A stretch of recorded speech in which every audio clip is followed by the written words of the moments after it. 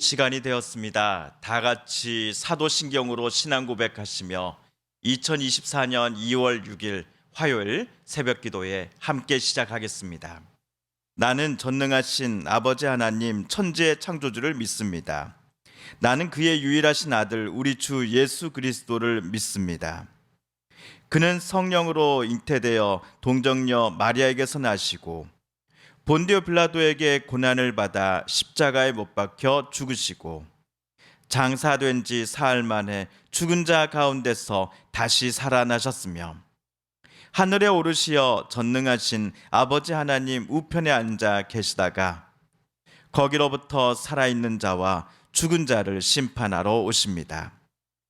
나는 성령을 믿으며 거룩한 공교회와 성도의 교제와 죄를 용서받는 것과 몸의 부활과 영생을 믿습니다. 아멘.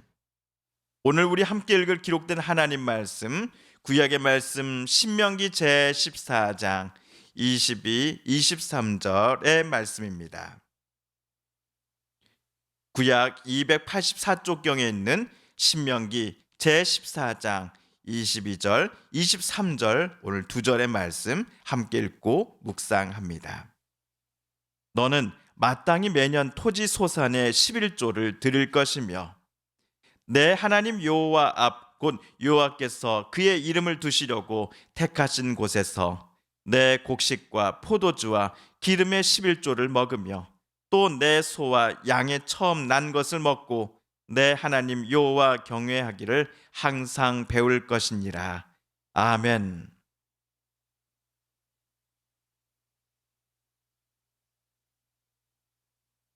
지난주 금요일 신명기 14장 21절까지를 우리가 함께 묵상했습니다. 레위기에서 먼저 언급되었던 정한 음식과 또 부정한 음식에 관한 규정을 엊그저께 모세가 신명기에서 또다시 언급하였습니다. 차이점이 있다고 한다면 신명기보다는 레위기에서의 설명이 훨씬 더 길고 자세하다라는 점입니다. 레위기는 물론이요, 신명기에서 재차 모세가 언급하였던 이 음식 규정을 2024년을 살아가는 우리 한국의 그리스도인들이 문자 그대로 지키고 있지는 못합니다. 예를 들어 모세 율법 규정에는 돼지고기 먹는 것을 금하고 있습니다. 하지만 우리 한국 사람들이 제일 좋아하는 요리 중 하나가 돼지고기가 들어간 요리가 아니겠습니까? 이 점은 미국이나 다른 국가 민족의 그리스도인들도 우리와 매한가지일 것입니다. 다만 하나님께서 왜 모세를 통해 위와 같은 율법 규정들을 이스라엘 백성들에게 주셨는지를 저와 여러분은 꼭 기억해야 할 것입니다. 음식을 제조하는 방법을 비롯하여 어떤 음식을 먹을 것인가라는 문제에 있어서도 이스라엘 백성들은 가나안 땅에 살고 있는 토착민들과는 구별된 모습을 보여주기를 하나님은 이스라엘에게 원하고 계셨습니다. 이 점을 우리는 음식물 규정을 읽어 나갈 때 잊지 말아야 할 것입니다. 무엇을 먹을 것인가, 무엇을 마시고 입을 것인가와 같은 어쩌면 우리 인간의 삶에 있어서 매우 개인적인 부분에서부터 하나님은 하나님을 믿는다라고 말하는 저와 여러분이 세상과는 구별된 모습을 보여줄 것을 우리에게도 요청하고 계실 것입니다. 세상과 구별이 아닙니다. 구별된 모습을 가리켜 우리는 거룩한 삶이다라고 부를 수 있을 것입니다. 그 구별된 모습의 기준은 누가 뭐라 해도 하나님께서 우리에게 원하시는 뜻인가 그렇지 않은가의 여부일 것입니다. 자, 한편 오늘 우리는 14장 22절 또 23절을 함께 읽었습니다. 오늘 본문에서 모세는 매해 토지 소산의 11조를 언급합니다. 저와 여러분도 11조를 하시지요. 어떤 물건 또는 땅의 일부를 11조로 바치는 경우는 거의 드뭅니다. 헌금의 형태입니다. 자, 그렇다면 지금으로부터 약 3,000년 전 고대 근동의 모압 평지에 머무르고 있었던 이스라엘 백성들이 얼마 후 가나안 땅에 들어가 살게 될 터인데, 그들은 하나님 앞에 무엇으로 11조를 올려 드려야 했을까요?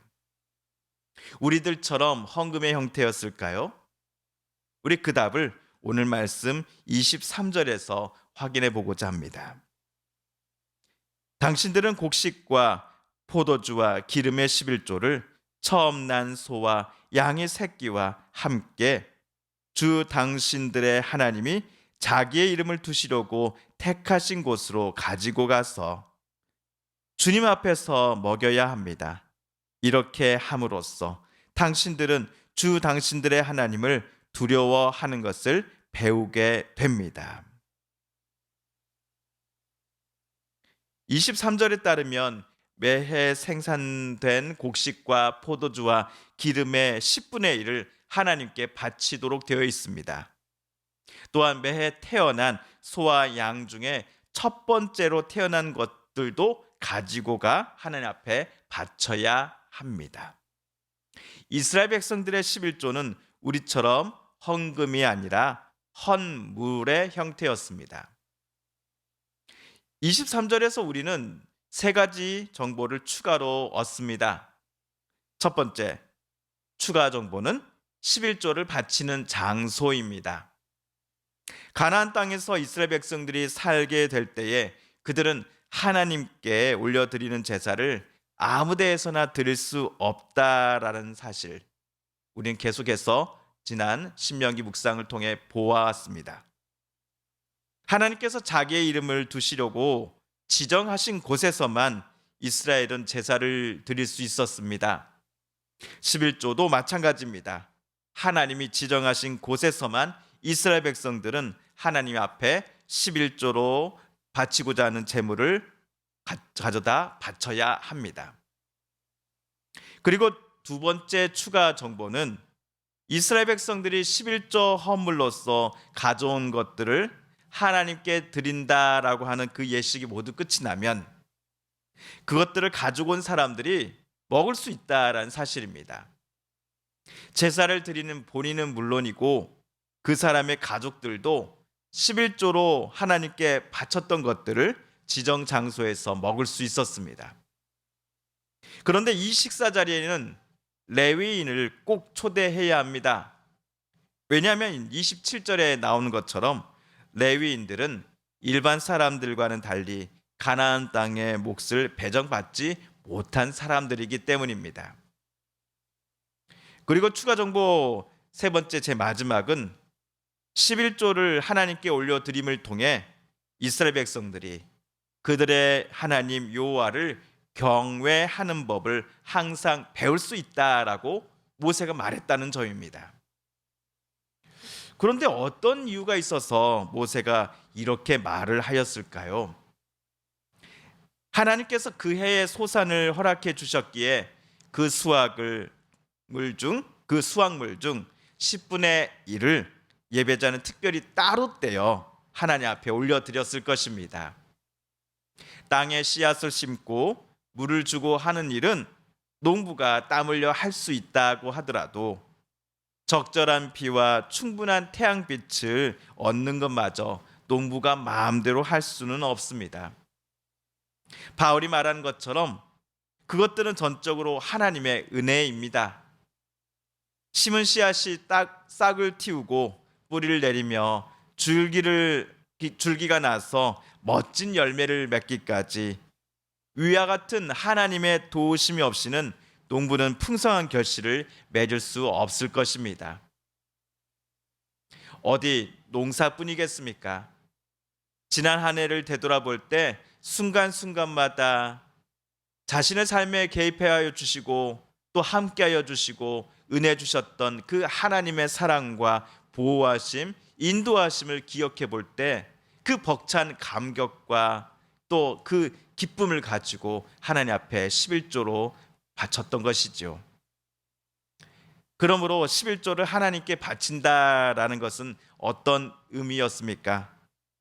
올 한 해 동안 진행된 모든 농사뿐만 아니라 농부의 365일 속의 삶 속에 하나님께서 들어와 함께하여 주시고 은혜 내려 주셨음에 대한 감사에서 비롯된 것이 바로 11조를 드리는 행위였습니다.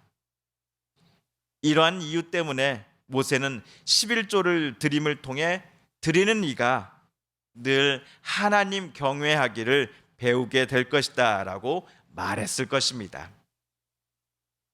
성도 여러분, 저 여러분이 힘차게 시작한 오늘 화요일 하루 속에서도 하나님은 어제와는 또 다른 은혜를 우리에게 주실 것임을 저는 믿습니다. 매 순간마다 하나님께 감사하십시다. 찬양으로, 기도로 하나님 앞에 영광 올려 드리십시다. 이번 한 주도 저와 여러분의 삶 속에서 하나님께 올려드리는 그 감사의 찬양과 또 감사의 기도가 풍성하기를 간절히 빕니다. 주님께서 가르쳐 주신 기도를 드리며 신명기 말씀 묵상 제 54번째 시간을 모두 마칩니다.